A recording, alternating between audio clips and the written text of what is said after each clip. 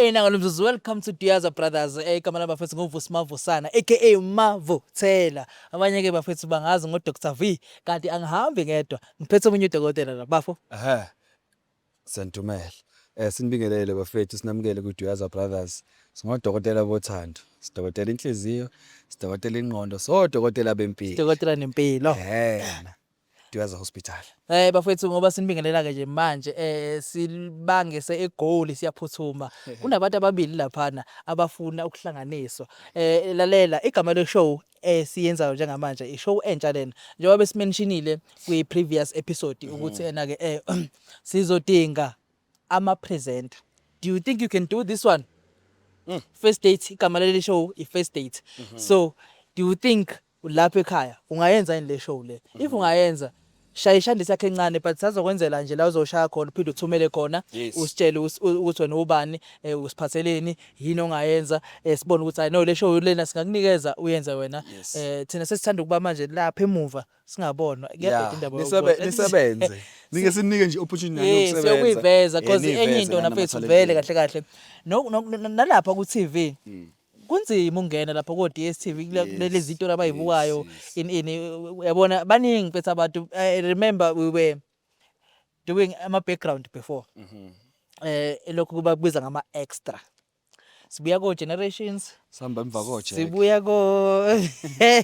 sibuya ko scheme sami sibuya ko rhythm city sihamba ngemuva hoping ukuthi one day uzoyithola correct, one day bazokunika ulayini bazothi 1212 kodwa ke nekungenzeki lokho. So la ku Diaza Brothers I platform le bafethu uma kuthi you think ukuthi ungaba I presenter nale thuba na inkundla wozoshaya na ishow lana ke bafethu manje sibheke eJozi siyosiza usisi kanye nobhuti. Usisi usibhalele was she's looking for someone, umuntu oserious ngokuthando, umuntu othi yena njengamanje cha usefuna ukwenza into serious. Kanti nobhuti ngapha besimtholile naye othi naye he's looking for someone bafunana ose right ngempilo, osehambe wakudlala wenza konke, ose-ready for ukusekisha down. So sibatholile ke and then sabaxhumanisa njengamanje siphuthuma kubo le eJozi sibatholile indawo yokuhlala phansi beqeqe kahle belungise udaba labo siza ukuthi bayaqomana noma baqomane lakho. Hayi cha wayichaza uyibeka uyibeke ungashiya lutho. Bafowethu okunye ningakhohlwa usubscribe kule channel ku Diaza Brothers ni comment nisitshela ukuthi ngicabangani ngeshow. Nawe ekhaya uma ufisa mhlawumbe ufuna ukuthola umuntu usibhalele akunankinga. Siyabona naso. Cameraman awusibeke eJozi.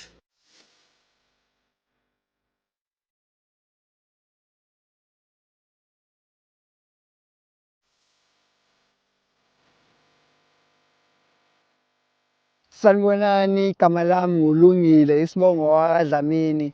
Ngize kuDiaza for ukuthi ngithole intombazane enhle emuhle. Igama lami nguHeaven elinye abangibiza ngalo emphakathini. Ngiyabonga. Sanibonani guys, my name is Jay Colby. I'm 30 years old. I wrote into the Diaza Brothers so that they can help me find somebody that is the same like me, somebody that is a homebody, somebody that doesn't drink, somebody that will understand me and then love me for who I am. Yes, thank you so much.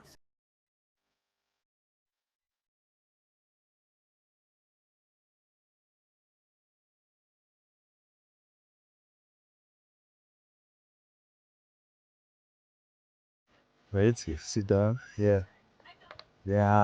That's it.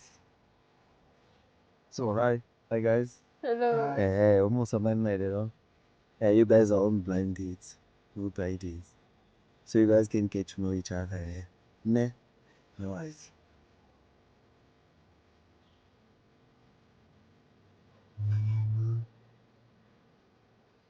Okay, we can go.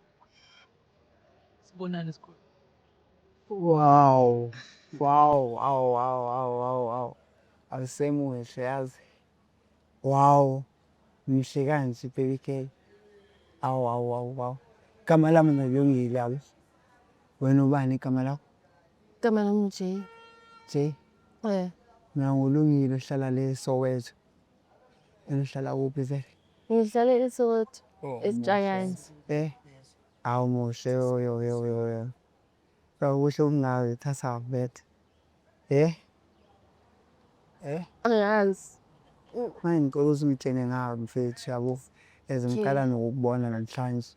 So igama lami uJay ne. Ngisuke eSoweto eJakane, eh? I am a model, I'm a content creator, I'm a singer, I'm a songwriter, ne? Yeah, and then like Lay is my side hustle. Then I'm working like for a company. I'm a sales agent. Yabo. So yeah, I believe in side hustles and I believe ukuthi umfazi kumele abe ne eyakhe izinto yabo. Manje ngicela like ungitshene vele ukuthi like ethanda like umuntu onjani. Okay, so mina ngumuntu ethanda ukuhlala endlini ne. Yeah. Uzikhiphe busy ngane endlini. Maybe let's ngiyageza yabo after a long weekend because most of the time nginama gigs angithi or most of the time during the week ngisendlini yabo. So when I'm not at home ngisemsebenzini. So I need to refresh yabo. So ngihlale lapha maybe before ngiphume emsebenzini ngiyaza sure ukuthi ngithenga at least ibox ye-wine then ngibukela ama Netflix yabo. So ngifuna umuntu ozinayo othanda ukuhlala endlini. Mfethu. Manje ngathi umuntu oright yazi. Mara ke mina me hip hop artist yabo. No rapper. Eshangazi ngichazile kanjani like nokuhamba ama nights ebusuku yabona buye ekseni lezi kanjalo anganokuthi yavuma nje ukuthi ungathola na umuntu onjalo vele. Angithi ngishilo ukuthi ngifuna umuntu ofana nami.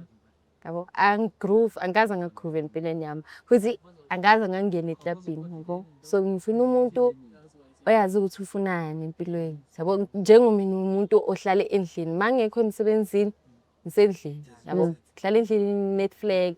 Mangithi okay at least ngiyoshaya umoya kancane. Yabo maybe ngiye e-restaurant.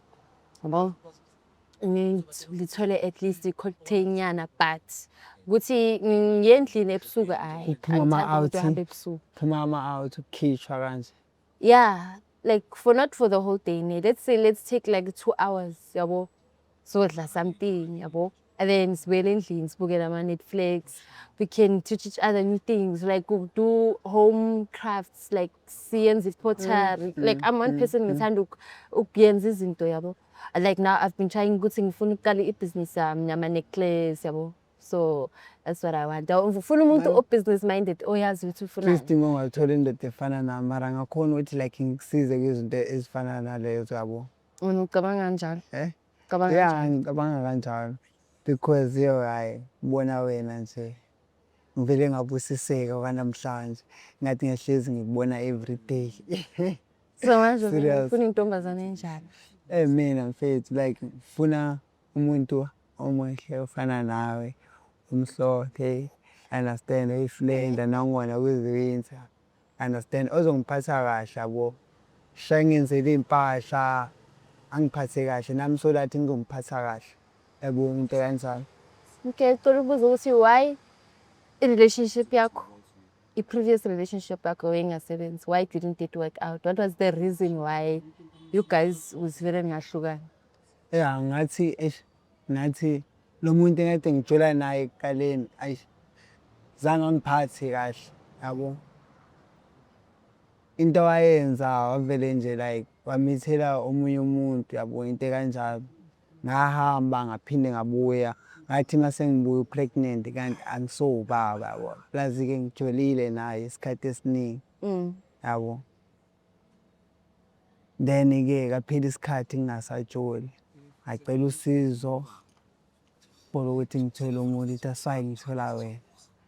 Ithola mina usho kanjani ukuthi mhlambe mina ngilo muntu lo ofina angithi ngibona namhlanje bathi ifa ngiyona lo muntu lo ofina angithi mina nawe sihlukene angithi we're not the same asina ngathi wena uthanda ukuprove mina angithandi Njani indlebeko?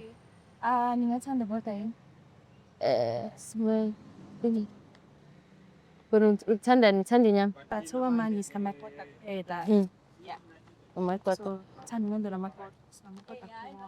okay Yeah. okay nifake i-atsha ngithi Yeah, sefaka. okay A1 ingaba ne-atsha ni Eyiwani ngabe Yeah. athi. yeah Okay. siyabonga Siyabonga ne. Thank you. so what was I saying? I was saying that sihlukene mina nawe. I feel like when umuntu uthanda ukuba ngaphandle, then mina ngumuntu uthanda ukuhlala endlini. Yabo. So I feel like leyo izoyenza ukuthi mina nawe mhlambe Okusho ukuthi that means mina nawe kumele sihlezi sikendlini sihleli soyi-two. no, I'm not saying ukuthi sihlezi. Angithi most of the time I'm working. Eh. Yes. Ne. And then most of the time anyeke ukungibona. Maybe most of the time the last time you will see me will be like after 2-3 weeks. Oh. You see? So that's why I'm saying ukuthi mina ngifuna umuntu ozo understand because most of the time I'm literally hustling. Ne? If I'm not at work, I'm shooting ama-gigs, izinto ezinjalo. Manje kahle kahle akunikeza uthando lwakho lelo. Because ngiyamdinga umuntu ofana nawe empilweni yami. Yabo. Isithengise lolu chansinyana ngezulu inhliziyo yakho. Yabo. Because thola umbone omunye sisomuhle straight. Ayicela mfethu yabo. Please ukunikeza isikhathi nesikhathi ukuthi ngihlangane nawe ngibone. Please. Cela. Ngisazi ucabanga ngithi mina I'm trying to get to know you. I'm trying to know what type of person you are.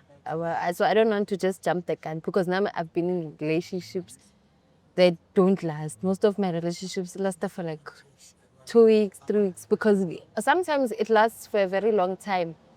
But Last too much. it lasts for a long time because I'm the one that's making sure it works. But the person that I'm with actually just gives me the bare minimum. Yabo.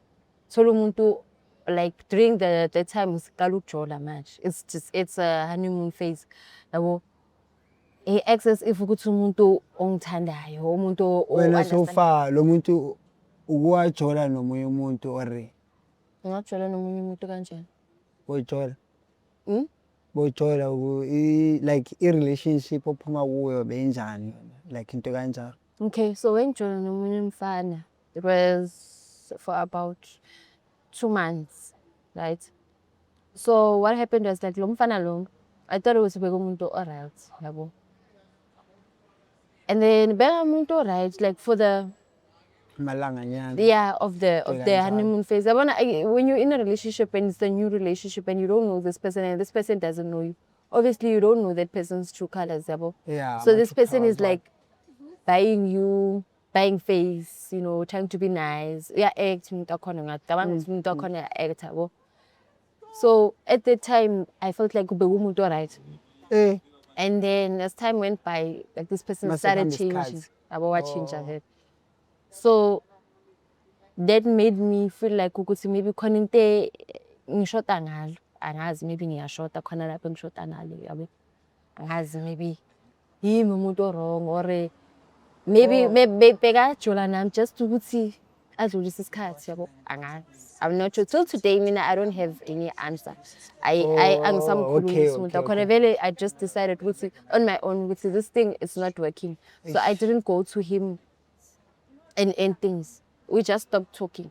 Yabo. Oh. So I feel like maybe I was just an experiment. Yabo. So yeah, it ended there. So at that point, I just felt like I hope Joel eyes waste of time. So maybe I should just focus on my life, you see, and what I want in life and my career and getting better at my crafts, you see. And then my things cards. Like wena ungibona like nje uqala ungibona njengomuntu onjani. Like masithi nje bathi like kingichazele nje. I'm kind of a person I am. Like ngathi umuntu right yazi. I would say yeah, you look like umuntu right, umuntu phansi. Yabo singazana mina nawe because nami ngithanda ukulwa. Yabo mina ngumuntu mangithi maybe we having an altercation mina nawe ne anyeke ngikuthethise ngingibhasela. Umuntu ukuthi ngcono ngiyoshayisa umoya ngaphandle bengiphinde ngibuye sikhulumise indaba yethu. Ngathi ngithole umuntu right yazi. Asibonge sister. Sawubona. Ngiyawuza nje usho kanjani. Okay. Ngoba namagoda eseganda square. Anamahema amabhaloni. Ni Petros.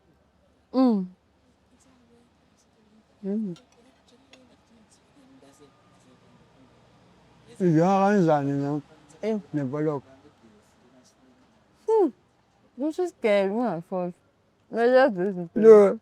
Na ngobela lapha ngishintsha lo ngatshintsha ngingazuka knife manje kanjani ngeke ngiweclass. Left the knife. Yeah. Ngibona. Iforok ilapho kule sande ubhala ngayo. Follow ibamba ngo left. No, with the hand that you write with. Le. Le ubhala ngayo. Then i-knife ina le ungakhona ukuyibhala ngayo. Hlazeka ke mina. Ana lo mengilanga. Ngiba inkingi. Ngidana ya.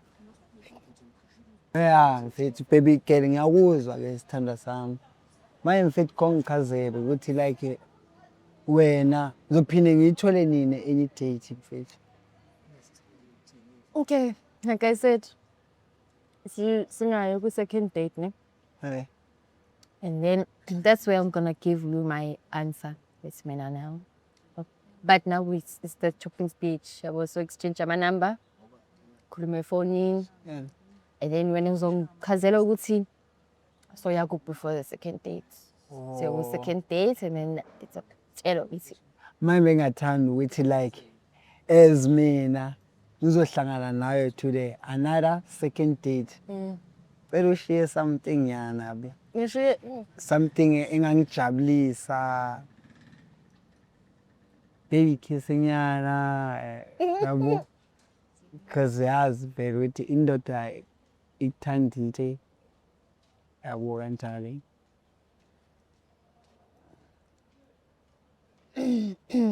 what's your name? Kiss nyana. Okay.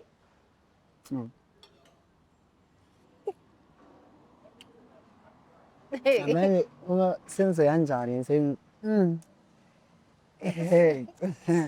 yayo ni right so ngiyabonga yo azangazi vele ungiblessa nje ngekiss ngathi elalo umuntu amanje ekhaya ngabo Ngiphinde ubuye sizofakele inamba yami sikhulume kuyo. okay ngingakhohlwa ukunikeza inamba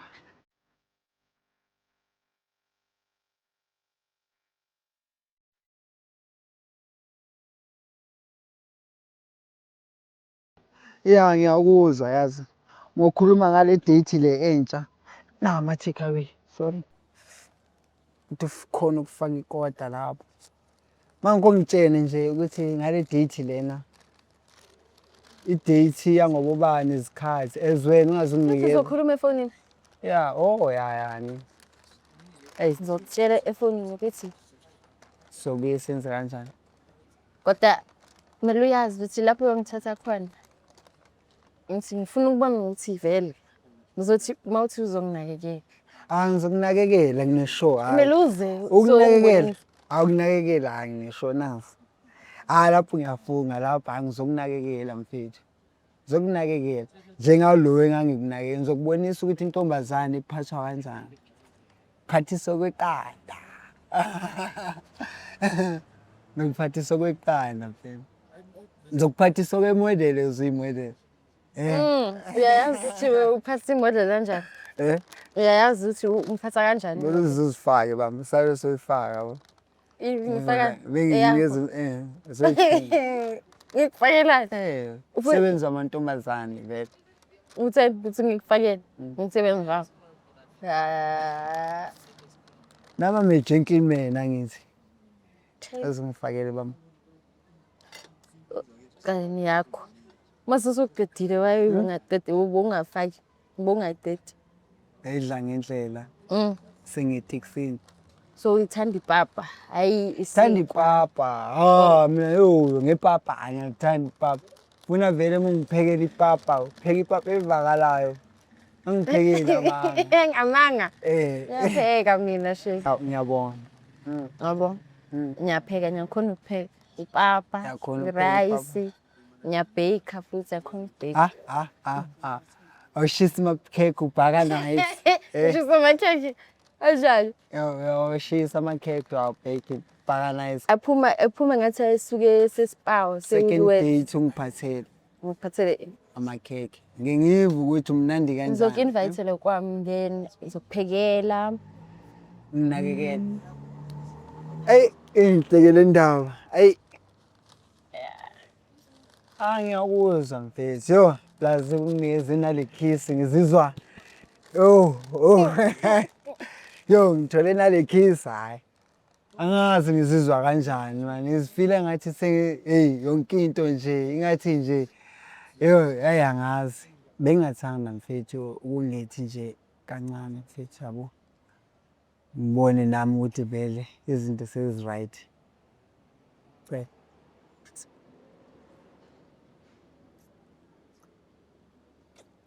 Sinahamba ke. Ya, Team Vulero. Awesome.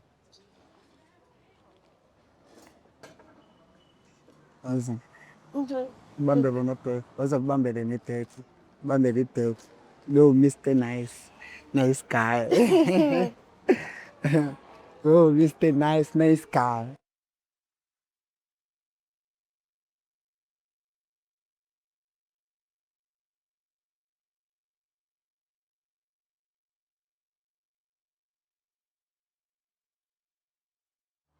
First date with Dweaza Brothers. Unjani right sister? Ngiyaphila unjani? Sikhona. Ubuye ku happy. I-date yapheka. Uyakudlona Yisithola indoda. Yeah. Hopefully I hope ukuthi ngithole umuntu right, yabo. Okay. Yeah, because I'm tired of playing around and I'm at an age right now where I want somebody that's going to settle down and someone that also wants what I also want. So, yeah. Hopefully. So but then yes vele uhopa kanjalo hopefully but ke wena nje lokho kubonile lento enikhulumile are you happy do you think ukuthi yena umuntu omdingayo lo life yeni ukuthi ube naye? Yeah, I think so. And then we'll take it from there, like as I said to him. So we'll see. Because I don't just want to jump the gun and be like, "Aye, all right, kusasa." You see? So let's get to know each other first to see. Nginibona niqapla. Yeah, cha yazi vele kusheshile. Ngobe umbuzo echaza nje. Bese nipopona vele. Bese nibuka. How was the kiss? Okay, yeah. Okay. Wasn't bad Wasn't at all. bad. Okay. Yini mhlawumbe into ayishilo wabona ukuthi no I can try something no. No, he's a little bit funny and he likes smiling. And I like somebody that makes me laugh, you know? Okay. And I like somebody that also matches my energy. I mean, okay, he likes laughing and he likes smiling. You know, that's like, in a way, I'm a very serious person. So he will compliment me in that way and also teach me how to smile and how to laugh. You see? Okay. Yeah, so it's been a long time since I smiled like this. Yini unayo ingalo kwenzakala ndapha? Oh, ngithi awunayo ingalo. Ngithi lesanje sodwa. No, but Sasha, no. No, anginakinga. Bafo khona nje abungafuna uba-advise ngakho going forward. Mina nje into engitshela yona ukuthi if it happens mhlawumbe you guys happen to pursue this relationship phathane grand and ninakekelane nizama ukuba happy if nineyinkinga mhlale phansi nilungisa unless mhlawumbe ke omunye use cross ama boundaries wena ngempela ongawafuni serious mhlawumbe like cheating yabo but nje into eziningi nifixe mbambisane niqhubeke nephambili ngempilo. And we also have a show mayekuchithela ke. Sifonele. Siphinde sithinde futhi same people sofika sina. Siyayiqala thina lento siphinde siyilungise thina. Sometimes I get. I know. I'll keep that in mind. Okay. Yes. Okay, no siyabonga kakhulu. Thank you so much, guys. Sizwa wakho ukuthi yena ngabe uhappy yini. Yeah. All right. Thank Sure. you. Okay. Izinja zegame. Mfethu. Themba lo. Angibonge kakhulu. Wabonga kangaka yokithi right. Hayi yonke into ihambe kahle yo. Jabule. Hayi. Yo, So angipopile. ungabatshela abanye abantu abasemakhaya ukuthi mhlawumbe if bafuna umuntu or something yabo bengasithemba ukuthi singabahlanganisela into right. Hayi ngicela ukuthi banitheme because nami ngihlanganisele ngimtholile umaqondana because ngithola intombazane lapha ya suka sami plus ke ngathi ngiqonye nokuqonya yabo. Okay. Okay. Yini le enza ukuthi uyitshela ukuthi uthola umaqondana? Yini lo ibonile Yena ngibonile umuntu oright plus ungitshenile ngayo ukuthi umuntu onjani ufuna umuntu onjani just nje into emele ngiyenze ukuthi ngizilungise mina yabo. Okay. Ngizilungise. Kukhona owaziyo na ukuthi kumele ukulungise kuwena. Yeah, ukhona vele kumele ngikulungise lapha nalaphayana. Yabo. Ngicabanga ukuthi vele ngizoba umuntu oright nje vele ozongiphatha kahle lo mntana. Relationship obuya kuyo yini inkinga kwezi uwena inkinga sithi wazi ukuthi lento kumele ilungise wawuwena inkinga nasekuqaleni noma mhlawumbe kwenza kona kule relationship le kade nguwe bengekho kuhle vele like kangawe yabona kona nje bengumuntu orongo oloke ephuza athethisa intombazane yabona yabo ngiyaphuza ngihluphe ngithole nezinto zakhona mara manje alo uzongenza ngibe umuntu oright angicabanga ukuthi ngizaphinde ngithole izitishi manje uzongigoqa ngibamba ngithi Bafo kukhona ofuna ukushiya kule ndoda. Mina mfowethu engingakusho nje ukuthi wena mfowethu umuntu wesimame emephatheke kahle nayo automatically uzokuphatha kahle. Uyangibamba. It's either umuntu wesimame uyakubuilda or uyakuwisa. Also nalokho kudependa kuwena ukuthi wena umphatha kanjani. If umphatha kahle angeke kuphathe kahle. And uzokwenza sure ukuthi uyalivusa mhlawumbe ikhaya lakini nawe uyakuvusa uwa nawe uvuka na uyangibamba. So ninga create nje leyo bond but into ebalekile ukuthi umhloniphe more than anything. Very important ukuthi umhloniphe naye azokwazi ukwenza ukuhlonipha back. Ngiyabonga. Engabuye sezoblame athini samlethele inkinga Yeah, yabo. Hayi ngibonge kakhulu ngibonge kakhulu. Kamnandi. All the best dog ne. Hayi ngibonge That's all. kakhulu nani. Danko. Danko. Yasibonga kanjani? Yeah, hi bafethu niyazi iD Brothers, iDuyaza Brothers bafethu igama lami ngovusi Mavusana aka Mavuthela. Bangibiza ngo Dr. V kade kangihambe ngedwa mfisa nale iqhawe. Aha. U Dr. M. Hawu siyabonga. Yebo. Igama le show bafethu first date. First date if lapho uhleli lapha ekhaya nawe uyazi ukuthi kunomuntu oyishaya ngaye andawazi umthola phi kanjani no yebo umofuna umuntu nathi sazi abantu abafuna abantu so wena ke thinta thina si agent thinta thina Siyasebenza. sokuthintela yena simhlalise phansi sekukunini na ukuthi niyavumelana or anivumelani uqhubekele phambili uzama abanye akukho kunye siyabonga Veza mafu. veza mafu cameraman Dako.